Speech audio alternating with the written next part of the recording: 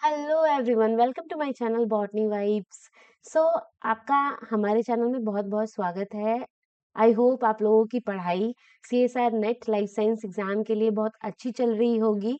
तो ये जो हमारी जो सीरीज चल रही है, शॉर्ट शॉर्ट टॉपिक बोल लीजिए या तो रैंक बूस्टर सीरीज बोल दीजिए, ये जो आपको बहुत ही बेनिफिट करने वाला है एग्जाम के पर्सपेक्टिव में। और इसमें हम मेनली उन टॉपिक्स को डिस्कस कर रहे हैं जो रिपीटेटिवली हर बार एग्जाम में पूछा जाता है। Either it is CSR NET, DBT, ICMR, इन सब ये सारे इक्विवेलेंट एग्जाम्स हैं। इन सब में ही इस टाइप के क्वेश्चंस आते हैं जो मैं यहाँ पे शेयर कर रही हूँ आप लोगों के साथ। और जो टॉपिक्स मैं शेयर कर रही हूँ वो टॉपिक हर बार रिपीट किए जाते हैं। तो अगर आपने अभी तक प्रीवियसली जो हमने टॉपिक्स को डिस्कस किया है अपने चैनल पे वो नहीं देखा है तो जाके देख लीजिए। और अगर वीडियो पसंद आए तो please hit the like button and subscribe to our channel.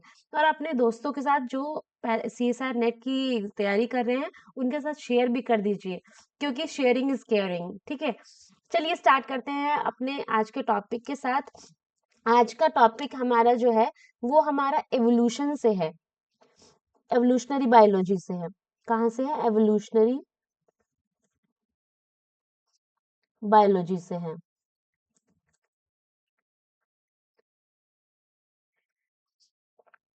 ठीक है, तो ये आज हम लोग पढ़ेंगे एल्ट्रुइज्म के बारे में।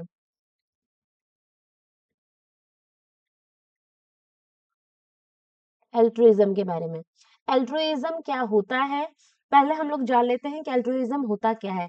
Altruism is a kind of, ये बोल सकते हैं कि ये एक वाइस वर्सा है नेचुरल सिलेक्शन का।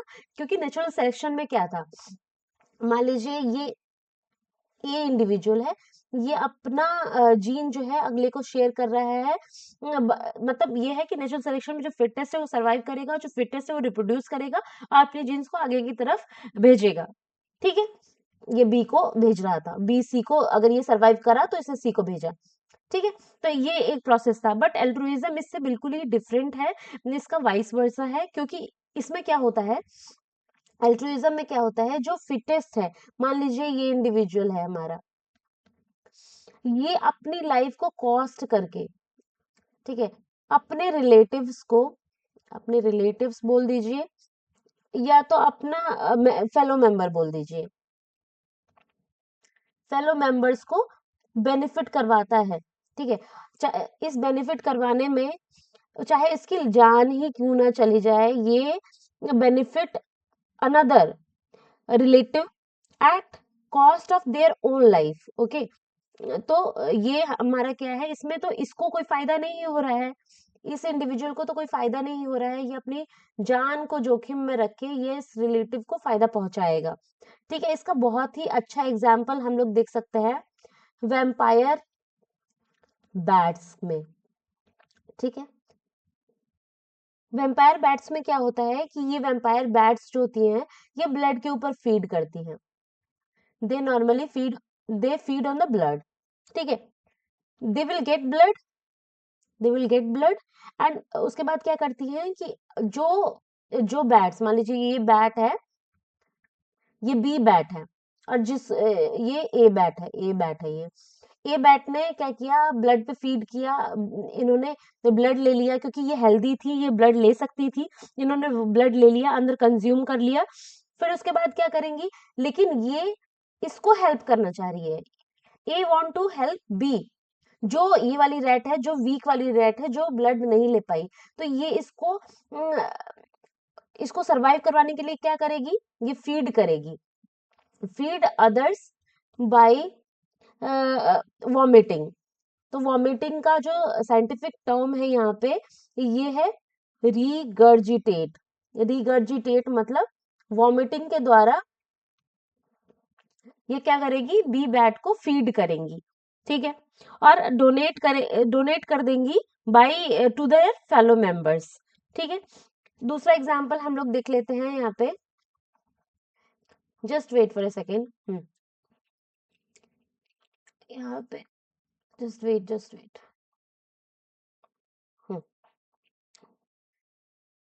दूसरा एग्जाम्पल है वर्वट मंकी का, वेलवेट मंकी का। ठीक है, इसमें क्या होता है, जो वेलवेट मंकी होते हैं ये हमेशा ना ग्रुप्स में प्रेजेंट होते हैं, ठीक है। ये इनका ग्रुप है, ये ग्रुप्स में प्रेजेंट होते हैं। मान लीजिए कोई डेंजर आया, डेंजर क्या हो सकता है, डेंजर हो सकता है कोई भी प्रीडेटर जो इन पर अटैक करने के लिए आ रहा हो, ठीक है। तो इसमें से एक जो इसको देखेगा या इसको मतलब पता चलेगा कि कोई डेंजर है, कोई डेंजर साइन है या कोई प्रेडेटर आ रहा है, तो ये क्या करेगा, वार्मिंग अलार्म देगा। ये क्या देगा, वार्मिंग अलार्म देगा to others, others fellow member, others, just wait, just wait, other fellow members को अलार्मिंग साइन देगा। इसमें क्या हो सकता है कि ये इंडिविजुअल जो चिल्ला चिल्ला के वार्मिंग अलार्म दे रहा है अदर्स को, इसको खतरा हो सकता है, तो इसने अपनी लाइफ को क्या रखा है, डेंजर में रखा है, ठीक है। लेकिन ताकि दूसरे जो वर्वट मंकी है उनको सेव कर सके, ठीक है। इसका ही बहुत ही अच्छा एग्जाम्पल है इंसेक्ट में, जो कि एक ड्रोन होता है, ठीक है, एक क्वीन होती है और एक होता है वर्कर, ठीक है। ये तीन तरीके के होते हैं। ये जो वर्कर है वो इस एक स्टेराइल फीमेल है, क्या है, स्टेराइल फीमेल है। इसके पास अपने बच्चे नहीं होते, तो ये वर्कर क्या करती है, इन दोनों को, इसको और इसको प्रोटेक्शन टेक केयर करती है और प्रोटेक्शन प्रोवाइड करती है, ठीक है। किसके बच्चों को, क्वीन एंड ड्रोन के बच्चों को, ठीक है। तो इसको कोई खास खुद को फायदा नहीं हो रहा है, बट इन दोनों को ये डायरेक्ट इनडायरेक्टली और डायरेक्टली इन दोनों को हेल्प कर रही है अपनी जीन्स को आगे वो पास ऑन करने के लिए, कि उसके बच्चे सेव होंगे, वो आगे रिप्रोड्यूस करेंगे तो पास ऑन कर सकते हैं अपनी जीन्स को, ठीक है। तो चलिए देखते हैं अगला कंसेप्ट, जो हमारा अगला कंसेप्ट है इसका जो इम्पोर्टेंट है। ये बहुत छोटे छोटे कंसेप्ट है हमारे, जो बहुत ही इंपॉर्टेंट है एग्जाम पर्सपेक्टिव में। अभी तो लग रहा है कि अरे क्या ही है, बट एग्जाम में ना हम इन्हीं टर्म्स में कंफ्यूज हो जाते हैं और छोटे छोटे क्वेश्चन नहीं सॉल्व कर पाते। तो इन सारे टर्म्स को एक बार में देख लेते हैं और इससे रिलेटेड क्वेश्चंस भी सॉल्व करते रहिएगा साथ साथ। इससे क्या होगा कि आपका जो कंसेप्ट है वो क्लियर हो जाएगा, और विद दैट कंसेप्ट अगर थ्योरेटिकल पोर्शन आया तो वेल एंड गुड, अगर न्यूमेरिकल पोर्शन भी आया तो आप इस वाले कंसेप्ट से आराम से सॉल्व कर सकते हैं। कोई क्वेरी हो तो आप लोग मेरे टेलीग्राम चैनल को ज्वाइन कर सकते हैं, वहां अपना क्वेश्चन पुटअप कर सकते हैं, या तो आप चाहे तो कमेंट सेक्शन में भी पूछ सकते हैं, आई विल डेफिनेटली रिप्लाई, ठीक है। बहुत सारे स्टूडेंट हैं जो मेरे को पर्सनली मैसेज करना चाहते हैं, नहीं चाहते कि ग्रुप में मैसेज करें, तो वो मेरे को ईमेल भी कर सकते हैं। मेरा ईमेल आईडी मैं आपको यहाँ पे प्रोवाइड कर देती हूँ, प्रकृति PRAKRIJHA23@gmail.com, ठीक है। तो आप लोग यहाँ पे मेल भी कर सकते हैं, जो भी क्वेरी होगा तो मैं जरूर रिप्लाई करूंगी, ठीक है। कोई भी क्वेरी ऐसा नहीं होता है कि कोई क्वेश्चन से रिलेटेड क्वेरी हो, अगर आप स्ट्रेस्ड हैं या फिर आपको समझ नहीं आ रहा कैसे तैयारी की जाए, कैसे स्ट्रैटेजी रखी जाए, कैसे रिवाइज करना चाहिए, लास्ट के कुछ दिनों की क्या स्ट्रैटेजी होनी चाहिए, कुछ भी, है ना, तो आप मेरे से डिस्कस कर सकते हैं। Feel free to discuss everything with me, कोई प्रॉब्लम नहीं है, क्योंकि मुझे पता है जो लोग कोचिंग ले रहे हैं तो वो तो कर ही लेंगे, बट जो लोग सेल्फ प्रिपेयर करते हैं वो हमेशा प्रिपरेशन के टाइम पे पूरा कंफ्यूज रहते हैं, क्या करना चाहिए क्या नहीं करना चाहिए, और उनको गाइड करने वाला भी कोई नहीं होता है। तो मैं फ़ील कर सकती हूँ, क्योंकि जब मैंने तैयारी करी थी मैंने भी सेल्फ प्रिपेयर किया था, and I used to discuss with my sister कि कौन सी बुक प्रेफर करनी चाहिए, कैसे पढूं, बहुत सारी बुक्स है ये वो। तो बहुत सारे कश्मकश होती है दिमाग में, बहुत सारे क्वेश्चंस होते हैं, क्वेरीज होती हैं, तो वी नीड समवन जो उस बातों को समझे और मतलब अपनी सजेशंस, वैल्यूएबल सजेशन दे सके, जो हमें आगे फर्दर लाइफ में उस गोल को अचीव करने में काम आए। तो आप लोग डिस्कस कर सकते हैं, नो प्रॉब्लम। चलिए बढ़ते हैं अपने अगले कंसेप्ट के साथ। ये हमारा अगला कंसेप्ट है इंक्लूसिव फिटनेस का, इंक्लूसिव फिटनेस, इंक्लूसिव फिटनेस जो दिया था वो किसने दिया था? हैमिल्टन ने दिया था। और ये एक दो तरीके के होते हैं, डायरेक्ट और indirect. Indirect and direct. Direct में क्या होता है? डायरेक्टली जो इंडिविजुअल ए है वो इंडिविजुअल बी पे अपने जीन्स को पास कर सकता है, अपने चिल्ड्रन को डायरेक्टली ही अपने जीन्स पास कर सकता है। ये होता है डायरेक्ट इंक्लूसिव फिटनेस। और इनडायरेक्ट में क्या होता है? ऑर्गेनिज्म हेल्प करता है अपने रिलेटिव का, ताकि उसका हेल्थ अच्छा बना रहे, ताकि वो रिप्रोड्यूस कर सके, रिप्रोड्यूस करेगा और वो उसके जो चिल्ड्रन होंगे वो अपने चिल्ड्रन तक पास करेगा जीन्स को, चिल्ड्रन अपने आगे वाली जनरेशन तक पास करेंगे जीन्स को। ठीक है, तो इसमें क्या हो रहा है कि indirectly helping their relative to have their own child. ठीक है, तो ये आप समझ गए होंगे। और इंक्लूसिव फिटनेस का फॉर्मूला होता है डायरेक्ट इंक्लूसिव फिटनेस और इनडायरेक्ट इंक्लूसिव फिटनेस। ठीक है, तो ये आप लोगों को इजी लग रहा होगा, बट इस पे बहुत सारे क्वेश्चन आते हैं, न्यूमेरिकल आते हैं हर बार, ये बहुत इंपॉर्टेंट है, इसको नोट डाउन कर लीजिए।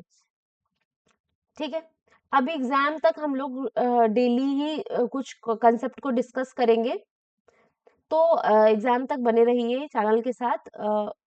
हमेशा वो टॉपिक्स मैं मेनली डिस्कस कर रही हूँ इस टाइम पे जो बहुत ही मोस्ट इंपॉर्टेंट है, मोस्ट रिपीटेड क्वेश्चंस है या टॉपिक्स हैं।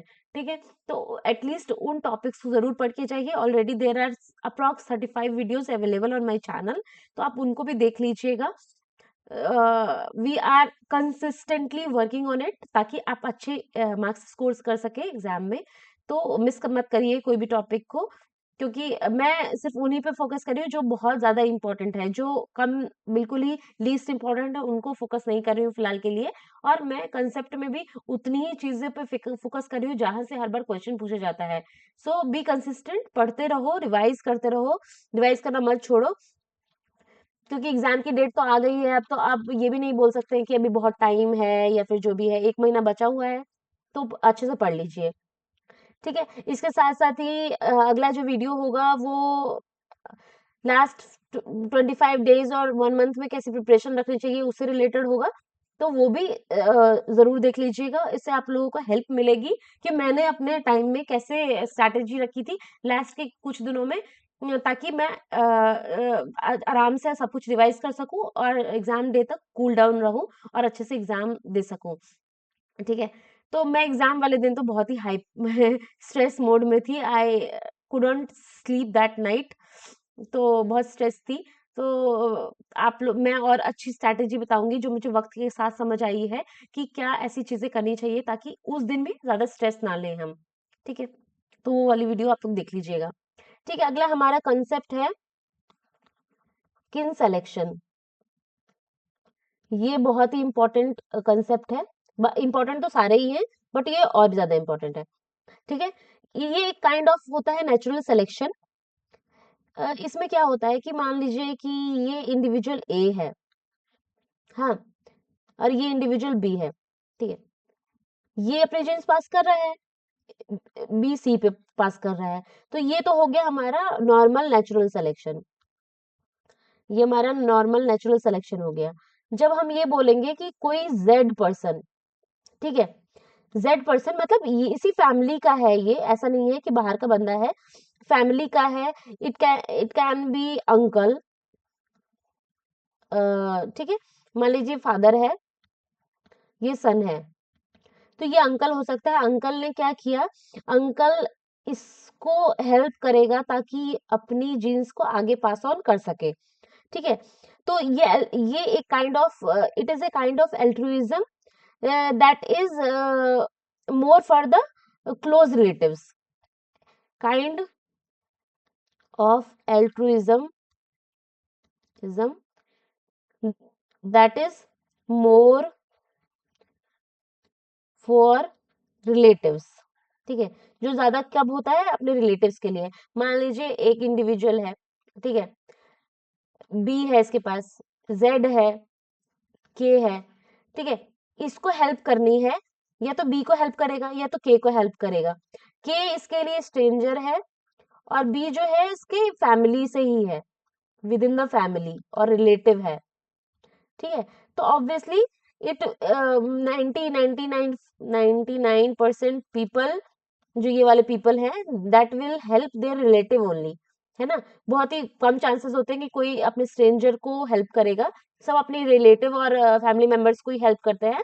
तो ये किन सिलेक्शन उस चीज को इंश्योर करता है। It mainly ensure the survival of genes that they both share and helping other to reproduce, ठीक है। दोनों ही सेम जीन को शेयर कर रहे हैं, तो ये इसीलिए इसको हेल्प करेगा, और ताकि अपने जीन्स को आगे अपने चिल्ड्रन तक पास ऑन कर सके और रिप्रोड्यूस कर सके। आई होप आप लोगों को ये कंसेप्ट समझ आ गया होगा। ठीक है, आज के वीडियो में बस इतना ही। अ, आगे हम लोग और भी छोटे छोटे टॉपिक्स कॉल एवोल्यूशन के बचे हुए हैं, जैसे किन सिलेक्शन तो मैंने बता दिया, हैमिल्टन रूल और ये सब, इसमें बहुत ही इंपॉर्टेंट न्यूमेरिकल क्वेश्चन आते हैं। तो अगले वीडियो में हम लोग उसको भी सॉल्व करके देखेंगे कि कैसे कैसे सॉल्व करना होता है उस टाइप के क्वेश्चंस को। और ये पूरा approx 10 to 15 videos are yet to come, जो मैं ऐसे ऐसे न्यूमेरिकल क्वेश्चंस को बताऊंगी सॉल्व करना, उसके ट्रिक्स बताऊंगी, जो आराम से एग्जाम में आप फटाफट सॉल्व कर सके, ठीक है। तो आप लोग चैनल को जरूर सब्सक्राइब कर लीजिएगा और अपने दोस्तों के साथ शेयर कर दीजिएगा, जो इन्हीं लास्ट दिनों में अच्छी प्रिपरेशन करके जाना चाहते हैं। Thank you so much guys, stay connected, stay focused, पढ़ते रहिए और चैनल के साथ जुड़े रहिए। Thank you so much.